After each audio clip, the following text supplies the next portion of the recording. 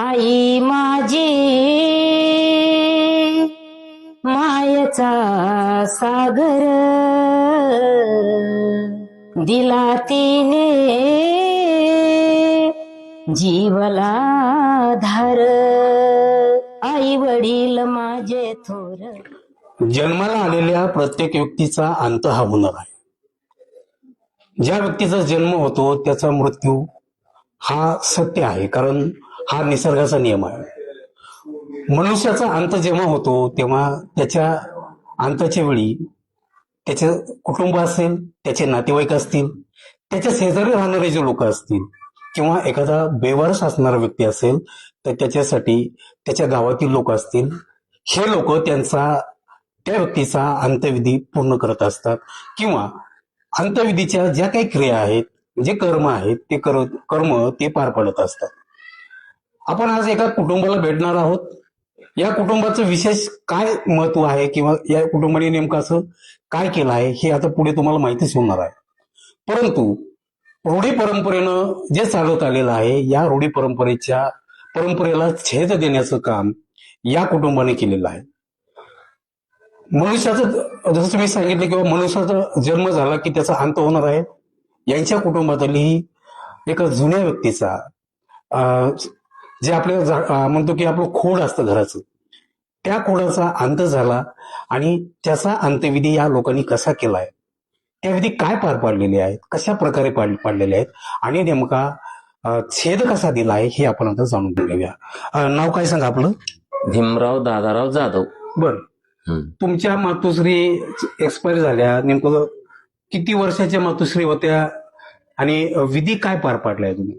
आमच्या आई 100 वर्षाच्या होत्या. बरं. आणि नेमकं आईचा विधी वेगळ्या प्रकारे तुम्ही केलाय असं आम्ही ऐकलेलं आहे. हा, वेगळ्या प्रकारे केला. बरं, काय काय वेगळे पण होतं त्याच्यामध्ये?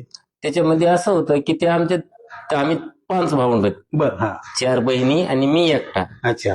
तर ते मुलानेच पाणी पाजायचं असं होतं. तर आमच्या बहिणी म्हणल्या की आम्ही बी आईचं वजन कमी करू. आमच्यावरचे उपकार आमच्या आईने बी केलेत. बरं. तर आम्हाला ते त्या पद्धतीनं खांदा द्यायचा म्हणून देऊ शकतात. अच्छा, म्हणजे बहिणीने तुमच्या खांदा दिला? बहिणीनं खांदा दिला आणि पाणी धरायचं काम मी केलं. रीतिरिवाजाप्रमाणे पाणी धरलं तुम्ही? पाणी धरलं. हा, पण खांदा देताना बहिणीने दिला. बरं, तुम्ही नाव सांगा तुमचं. मी सर्वांना जय भीम करते. गायिका छायाताई कोकाटे आणि माझी जन्मभूमी शाजनपूर लोणी. बरं. तर मी प्रश्न केला आमच्या बंधूला की आम्हाला आईला खांदा द्यायचा आहे. बरं. तर ते म्हणले माझी काहीच हरकत नाही, तुम्ही देऊ शकतात. जे माझा हक तसा तुमचाही हक. आपण 5ही भावंड, जे आम्ही 4 बहिणी आणि 1 भाऊ, हे आम्ही विचाराने लोकांकडे ना लक्ष देता आम्ही आमच्या आईला अंतिम संस्कार केले. आणि म्हणायचंच की जे आमच्या चुलत्या लागत होत्या, भावजाया लागत होत्या, त्यांनी प्रश्न केला की मुलींना तुम्ही का खांदा दिला, राणीमाईला का खांदा दिला? तर जी आपली जुनी रूढ परंपरेला ठोकर मारून जी आम्ही महात्मा फुल्यांचा, जिजाऊचा, सावित्रीबाई फुल्यांचा, यांचा, बाबासाहेबाचा आदर्श डोळ्यासमोर ठेवून की आमच्या गुरूंना वंदन करून आम्ही जे आमच्या आईला खांदा दिला 4 बहिणींनी, की बाबासाहेबांनी 50% महिलांना आरक्षण दिलं. बरोबर. की महिलांना 50% बाबासाहेबांनी आरक्षण देऊन की ही महिला पुरुषांच्या खांद्याला खांदा लावून देत चलत आहे. बरं, मला एक सांगा, तुम्ही विचार सांगताय तुमचे, किंवा आम्ही बाबासाहेबांचे विचार असतील, महात्मा फुलेंचे असतील, हा विचार त्या उच्च लेवलचा आहे. परंतु शेवटी आपण गाव पातळीवर राहतो. गाव पातळीवरच्या लोकांनी तुम्हाला तेवढी विरोध वगैरे असं काही केला होता का? नाही, कुणीच नाही. सगळ्यांची विचारांनी त्यांनी चांगलं हे मार्गदर्शन केलं की मुलींनी केलं ते चांगलं केलं. अच्छा. मग काय भावना होती किंवा मुलींनी केलं पाहिजे? आता म्हणजे आतापर्यंत आपण बघत आलो की कोणाच्याही घरामधला व्यक्ती जर वारला तर त्याचे सूर्यधारे म्हणा किंवा जे जवळचे नातेवाईक किंवा भावकी, विशेष करून भावकी ही त्याला खांदा देत असते. तुम्हाला का वाटलं बरं आईला आपणच खांदा दिला पाहिजे बहिणीने? की असं मनातून वाटलं. काय विशेष काय? विशेष की मुलांनीच का द्यावं खांद, मुलीचा नाही का हक त्याच्यामध्ये? मुलालाही जन्म दिलेला आईनी आणि मुलीला पण दिलाय की कारण तिने गर्भात आपल्याला 9 महिने 9 दिवस वाढवलं. आणि आपण खांदा देऊ शकत नाहीत का? मुलांनीच का द्यावं? म्हणून आम्ही कुणाकडेच लक्ष न देता जे आमचं कार्य आम्ही पार पाडलेलं आहे पाचही भावंडांनी, तर ह्याच्यातच आम्ही खूप आनंदात आहोत.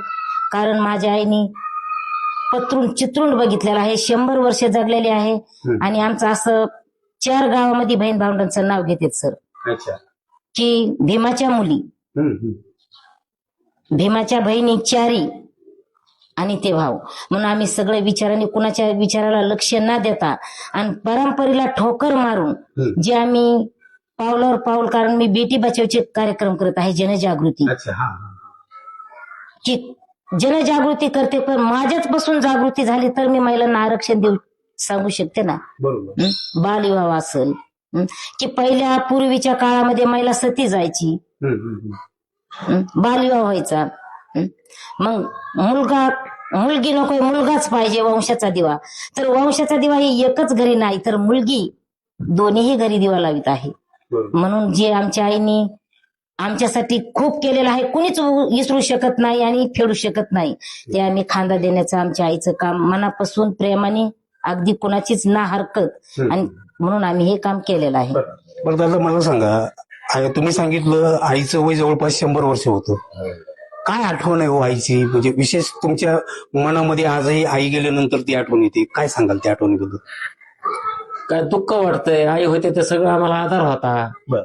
आता हे आमचे 2 नातरुंड आहेत, आता रस्त्यावर फिरते. अच्छा. हो, म्हणजे नातरुंड सुद्धा आजी सोबत लय खेळ प्रेम करीत होते आजी. तुमचे नातरुंड आहे? हा, म्हणजे आजीचे पंतू काय म्हणायचं त्याला, खापर पंतू, पत्रुंड. पत्रुड. हो मग त्यांचा सुद्धा लढा त्यांच्यासोबत होता. हो, त्यांचा सुद्धा लढा त्यांच्यासोबत होता. आता त्यात आम्ही दार बंद करतो. आमच्या आई होती तेव्हा आम्ही बिनगोर राहत होतो, तर आम्हाला काही काळजी वाटत नव्हती घरची काही. म्हणजे आई जरी वयस्कर होत्या, 100 वर्षाच्या होत्या, पण तरी सुद्धा आपल्या घराची राखण त्या करत होत्या. हो, काय आम्हाला काही वाटतच नव्हतं तसं. बरं मला सांगा, दादानी सांगितलं त्यांचं आईबद्दलचं त्यांचं मत की आज घर सुनं पडलेलं आहे. हो, एक मुलगी म्हणून तुम्हाला आपल्या आईबद्दलची एक विशेष आठवण असेल, किंवा आपल्या आईबद्दल आजही काय हुरहुर वाटते अशी मनामध्ये? हुरहुर वाटत आहे की दुष्काळीच्या साली जे आमच्या आईनी माझ्या 3ही बहिणी सांगत आहेत. आम्ही 2 जण 2 बहीण भावंड लहान होतो, तर आम्हाला काही एवढं आठवत नाही. दुष्काळीचा जे काळ होता ते, आणि त्या 3ही बहिणी सांगतात, तर बहिणी सांगतात तर त्या वेळेला रडू येतं सर, डोळ्यातून अश्रू येतात की आईने आमच्यासाठी काय केलं. आम्हाला तर आठवत नाही, पण त्यांना आठवत आहे. पण त्या सांगतात अशी तिने परिस्थिती पहिल्या काढलेली आहे. आणि ती सांगायचंच म्हणजे की आम्ही जी 5ही भावंड होतो, तर तिला हे जगच होतं, तिला दुसऱ्यांचं कोणाचं घेणं देणं नव्हतं. आम्ही 4 बहिणीच्या आणि एका भावंडाचं, म्हणजे त्यांचाच परिवार तिला भारी होता. तिला जग दिसतच नव्हतं आमच्या पुढं कोणतं. तर म्हणून हे असं आईसाठी आम्हाला अजून काही खंता वाटत आहे. आणि 100 वर्ष जगली, नातरुंडाचं नातरुंड बघितलं, मोठ्या मुलीच्या मुलाचं नातरुंड बघितलं तिने. बरं, इतकं तुम्ही आज प्रबोधन करताय समाजामध्ये, बाबासाहेबांची तुम्ही गाणी गाताय, बेटी बचाव सारखेही कार्यक्रम करताय, म्हणजे एकंदरीत समाजाला जागृत करण्याचं काम करताय. आणि तुम्ही हे जे केलेलं काम आहे हे जागृतीपर असंच आहे. कारण बघणारे लोक असतील, आपले प्रेक्षक असतील, नक्कीच समाजामध्ये रूढी ज्या वाईट आहेत किंवा ते बदलले पाहिजे, या दृष्टीने तुमचं पाऊल आहे. काय संदेश द्याल शेवटला नागरिकाला, आपले जे समाजातील नागरिक असतील, मग भले ते कुठल्या धर्माचे असो, काय ना तुम्ही विशेष संदेश द्याल अशा लोकांना? संदेश म्हणजेच की हे जुन्या परंपरेला ठोकर मारून जे आपल्याला बाबासाहेबांनी महिलांना 50% आरक्षण दिलं, आपण पुरुषांच्या खांद्याला खांदा लावून चलत आहोत आज, की बाबासाहेबांनी आपल्याला कुठेही महिलांना 50% आरक्षण दिलं, म्हणजेच की माझ्यापासून तरी थोडीशी सुधारणा व्हावं, की मुलगा आणि मुलीला कमी लेखलं ना पाहिजे. म्हणून हे मी काम केलेलं आहे. मी जनजागृतीचं पूर्ण महाराष्ट्रामध्ये करीत आहे काम. अशा प्रकारे मीही ते आदर्श डोळ्यासमोर ठेवून. नाही, नागरिकाला काय सांगाल? ते तुम्ही तर केलंय, पण पुढच्या लोकांनी, पुढच्या पिढीने अजून ते केलं पाहिजे, बदल केला पाहिजे. पुढच्या पिढीने केलंच पाहिजे, मुलींनी. असं नाही की पुढच्या पिढीने केलंच पाहिजे, मुलींनी केलंच पाहिजे, पुढच्या पिढीने पण केलं पाहिजे. म्हणून थोडंसं कुणाची बी आई, प्रत्येकाची आई, आईचं मोल कुणी करू शकत नाही आणि उपकार कुणी फेडू शकत नाही. म्हणून मी तुम्हाला थोडस आईबद्दल काय वाटतं तर थोडस गीतातून मी तुम्हाला सांगत आहे. आई माझी मायेचा सागर दिला तिने जीवला धार. आई वडील माझे थोर काय सांगू त्यांचे उपकार.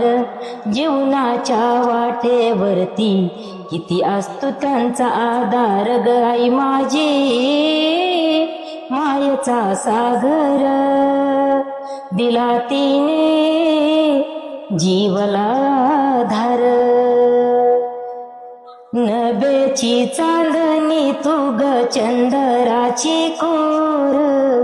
नभेची चांदणी तू ग चंद्राची कोर. शीतल तुझी छाया मला हवे जीवनभर. तुझ्या शीतल छावेमधी पुर आयुष्य जगन. आई देवापाशी मी ग आई तुलाच ग मागन ग. आई माझी मायेचा सागर दिला तिने जीवला खर. आई माझी मायेचा सागर दिला तिने जीवला खर. जीवला खर.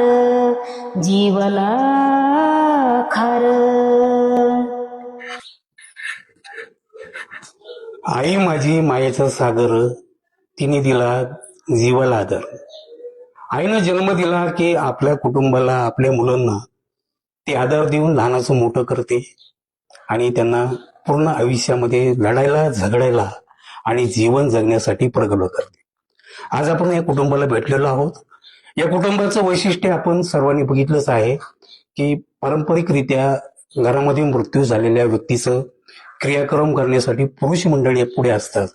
परंतु त्यांनी सांगितलं की बाबासाहेबांचा विचार असेल, महात्मा फुलेंचा विचार असेल, सावित्रीबाई फुलेंचा विचार असेल, या सगळ्यांच्या विचाराचा पगडा त्यांच्यावरती आहे आणि समाजामधल्या ह्या अनिष्ट होणी बदलल्या पाहिजे, त्याच्यामध्ये बदल झाला पाहिजे.